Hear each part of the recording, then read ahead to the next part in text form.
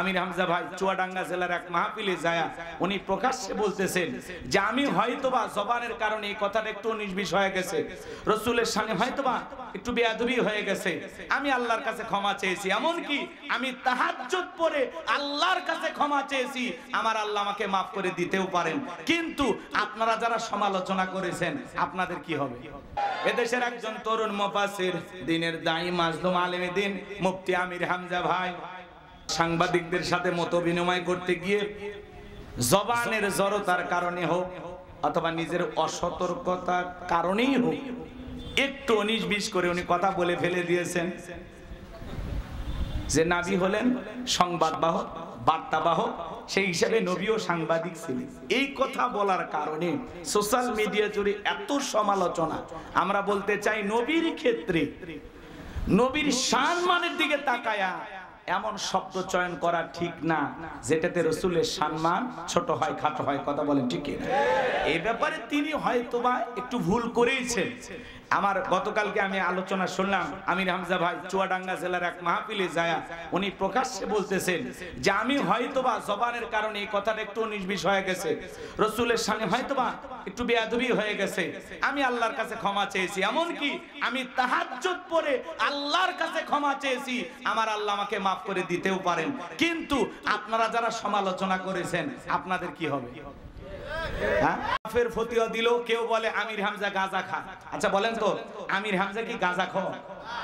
এই কথা যিনি বলেছেন বলেন তো উনি কি ঠিক বলেছেন? সমালোচনা হবে গঠনমূলক, সমালোচনা হবে সংশোধনের উদ্দেশ্যে, সমালোচনার ভাষা হবে মার্জিত ভাষা, সাবলীল ভাষা, সুন্দর ভাষায় সমালোচনা করতে হবে। কথা বলে ঠিক কি না? আক্রমণাত্মক ভাষা ব্যবহার করা যাবে না।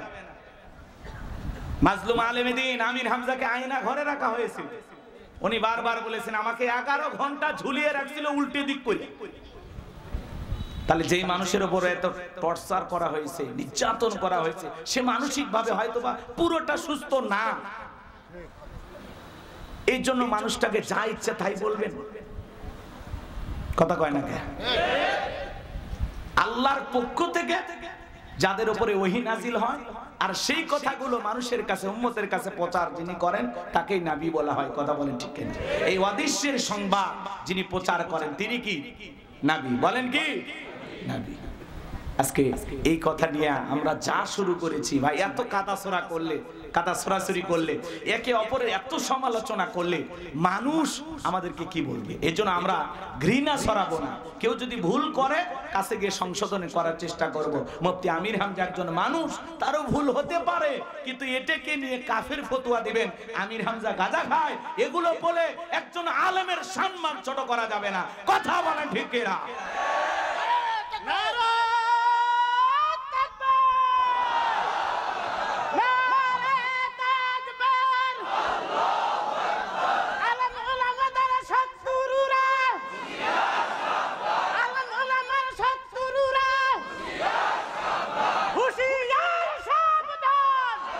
আমার ভাইয়েরা, মুফতি আমির হামজার পিছনে এত সমালোচনা কেন জানেন? মূল কথা হলো, আজ থেকে চিন্তা করবেন কয়েক মাস আগেও কিন্তু তার এত সমালোচনা ছিল না। শুধুমাত্র এমপি পদপ্রার্থী হওয়ার কারণে যে একজন আলেম এমপি পদপ্রার্থী হয়েছে, আল্লাহ যদি বিজয়ের মালা পরাইয়া সংসদ পর্যন্ত চলে যায়, অনেক রামবামের ঘুম হারাম হবে। কথা বলে ঠিক? অনেক হুজুর পর্যন্ত এটা মানতে পারতেছে না যে আমির হামজা সংসদে যাবে। আরে ভাই আপনিও যান, আপনিও এমপি হয়ে চলে যান না সংসদে, সমস্যা কথা? ওখানে যায় দেখেন তো এই পার্লামেন্টে আল্লাহর আইনটা চালু করা যায় কিনা। সবাই মিলে চেষ্টা করেন বাংলাদেশটাকে একটা সুন্দর বাংলাদেশ গঠন করা যায় কিনা, শান্তির বাংলাদেশ করা যায় কিনা। সবাই মিলেমিশে দলমত নির্বিশেষে ঐক্যবদ্ধ হয়ে এই দেশটাকে সুদ মুক্ত, ধর্ষণ মুক্ত, জিনা মুক্ত, চাঁদাবাজ মুক্ত একটা সুন্দর বাংলাদেশ করা যায় কিনা। সবাই চেষ্টা করে, কথা কয় না কেন?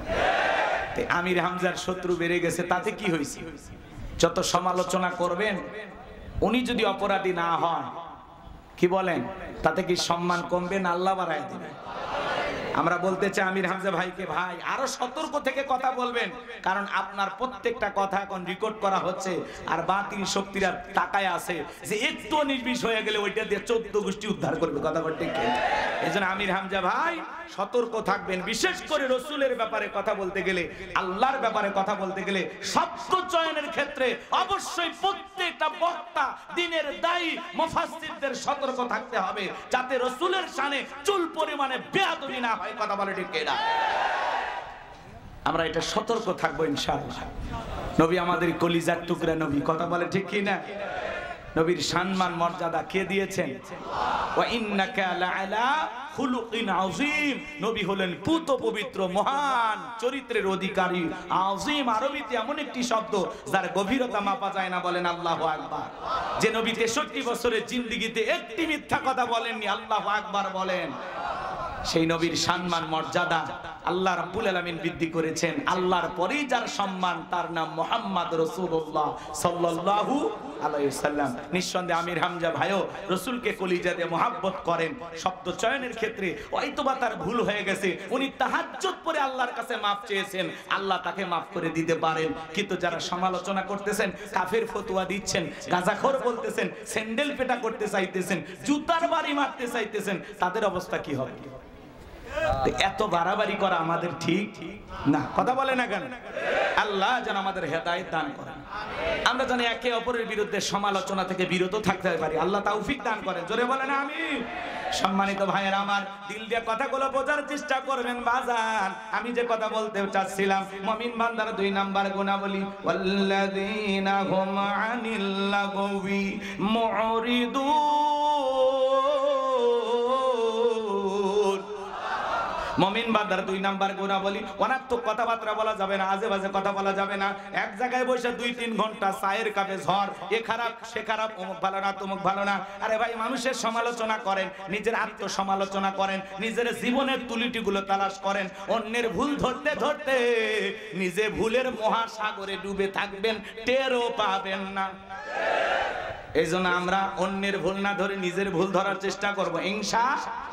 প্রত্যেকটা কথা যেন হয় আত্মসমালোচনার উদ্দেশ্যে, নিজেকে সংশোধন করার উদ্দেশ্যে। তাহলে মুমিন বান্দার জবান দিয়ে যে কথা বের হবে, বুঝে শুনে কথা বলা লাগবে। কারণ আপনার আমার জবানের প্রত্যেকটা কথা রেকর্ড করতেছেন কে?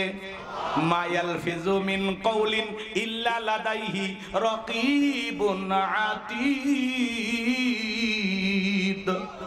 বান্দা এমন কোন কথা বলে না যে কথা রেকর্ড করার জন্য আমার ফেরেশতারা নাই। আপনার আমার জীবনের প্রত্যেকটা কথা রেকর্ড করা হচ্ছে। কথা বলেন ঠিক কিনা? কিরামান কাতিবিন ইয়ালামুনা মা তাফআলুন। সম্মানিত 2 জন লেখক ফেরেশতা সদা সর্বদা আপনার আমার জীবনের ডায়েরিটা লিখতেছে বাজান। এজন্য দিনের আলোতে রাতের আধারে গোপনে প্রকাশ্যে যা করতেছেন, যা বলতেছেন, সব লিপিবদ্ধ করা হচ্ছে আপনার আমার আমলনামার ডায়েরিতে। কথা বলেন ঠিক কিনা? এজন্য মুমিন বান্দা জবান দিয়ে যা ইচ্ছা তাই বলবে না। মুমিন বান্দা জবান দিয়ে সেই কথা বলবে যে কথা বললে সওয়াব হয়। কি হয়? জোরে বলেন কি হয়? মুমিন বান্দার 2 নাম্বার গুণাবলী, অনার্থক কাজ করা যাবে না। মুমিনের টাকা হলে মুমিন সিনেমা হল বানাবে না, যাত্রা গানের আয়োজন করবে না, গানের কনসার্ট দেবে না, মদের বার দেবে না।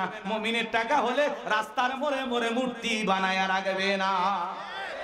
বিগত সরকারে যারা ক্ষমতায় ছিল, 1টা 2টা নয়, রাস্তার মোড়ে মোড়ে 4.5 কোটি টাকার ভাস্কর্য বানাইছিল।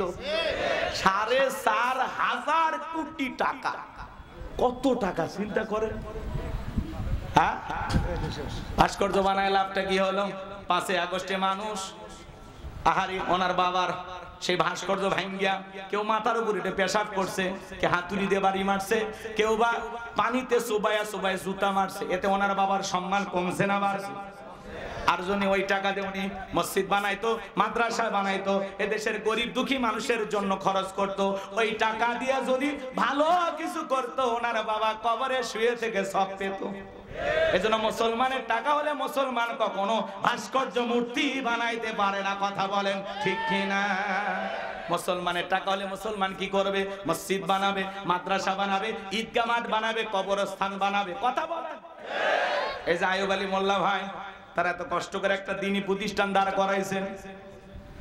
সাইফুল ভাই সহ অনেকে অক্লান্ত পরিশ্রম করে যে একটা সুন্দর মাদ্রাসা তৈরি করেছেন। কার খুশির জন্য? জোরে বলেন। এই জন্য বাজান টাকা দিলে সম্পদ দিলে ভালো কাজে ব্যয় করা লাগবে, অপচয় নষ্ট করা যাবে না। মুমিনের টাকা হলে মুমিন ভালো ভালো কাজে ব্যয় করবে। কথা বলেন। রাস্তার মোড়ে মোড়ে লেখা রাখেন সুবহানাল্লাহ, আলহামদুলিল্লাহ, আল্লাহু আকবার, লা ইলাহা ইল্লাল্লাহ। যত মানুষের চোখ পড়বে রবের তাসবিহ পাঠ করবে, যে লিখে রাখবে তার আমলনামায়ও সব যাবে, যে তিলাওয়াত করবে তার আমলনামাতেও সব লেখা হবে। পারবো তো ইনশাআল্লাহ।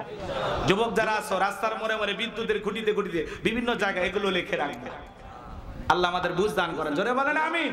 মুমিন বান্দার 2 নাম্বার গুণাবলী, অনার্থক জিনিস কান দিয়ে শ্রবণ করা যাবে না। এই কানে ইয়ারফোন লাগায় গান শোনা যাবে না। রূপবানে না আছে কমর দোলাইয়া, আল্লাহর ফেরেশতারা কবর নিয়ে পিটাবে ঝোলাইয়া ঝোলাইয়া। সিরাজগঞ্জের এক যুবক কানের ভিতর ইয়ারফোন লাগাইয়া রেল লাইনের উপর দিয়ে হাঁটে যাইতেছে, ট্রেন এসে ধাক্কা মেরে 3 টুকরা করে ধুয়ে গেছে। মরার পরেও কানের ভিতর ইয়ারফোন লাগানি ছিল। কয়েকদিন আগে দেখলাম একটা ছেলে টিকটক করতেছে, ট্রেনের আগে যায়, বোঝেন নাই? ট্রেন আসতেছে, ও আগে যায় 2 পকেটে হাত দিয়ে হেঁটে যাচ্ছে সুপারস্টার সাজিদ খানের মতো। এমন ভাব নিয়ে যখন হেঁটে যাচ্ছে, ট্রেন এসে ধাক্কা মেরে উল্টে ধুয়ে গেছে। পরে দেখলাম যে প্যান্ট ছিলেন না আপনারা, জিন্সের প্যান্ট পরছে, ওই জায়গায় মনে করেন পিছনের কাপড় ছিঁড়ে আর কি দেখা যাচ্ছে আর বলবো না। কি হলো তোর টিকটক করা ভাই? রেল লাইনের সামনে যায় ট্রেন আসতেছে, দাঁড়াইয়া টিকটক করতেছে, ট্রেন এসে ধাক্কা মেরে ফেলা দিয়ে গেছে, ট্রেন ছিঁড়ে পিছনের জিনিস দেখা যাচ্ছে।